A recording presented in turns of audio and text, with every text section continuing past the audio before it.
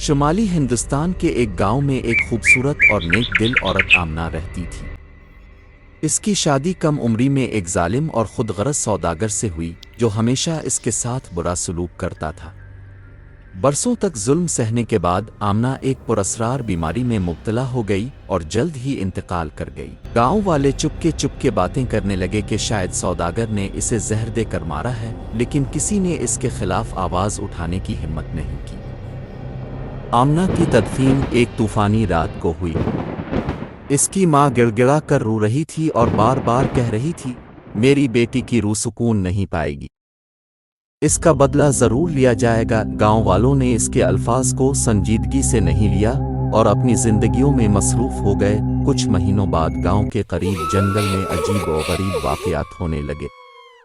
لوگوں نے کہا کہ رات کو ایک عورت کی ہنسی سنائی دیتی ہے اور کچھ نے ایک سفید لباس میں عورت کو الٹے پاؤں چلتے دیکھا۔ گاؤں میں خوف کا ماحول پیدا ہو گیا اور کوئی رات کو جنگل کے قریب جانے کی جرأت نہ کرتا۔ سوداگر سب سے زیادہ خوفزدہ تھا۔ وہ راتوں کو جاگتا رہتا اور ہر آہٹ پر کانپنے لگتا۔ ایک رات اس کی خوفناک چیخوں نے پورے گاؤں کو جگا دیا۔ لوگ دوڑتے ہوئے اس کے گھر پہنچے لیکن دروازہ اندر سے بند تھا۔ دروازہ توڑنے کے بعد انہوں نے دیکھا کہ سوداگر کی لاش ایک کونے میں پڑی ہوئی تھی۔ اس کا چہرہ خوف سے بگڑا ہوا تھا۔ دیوار پر خون سے لکھا ہوا تھا، میرا انصاف ہو گیا۔ یہ منظر دیکھ کر گاؤں والے کانپ اٹھے۔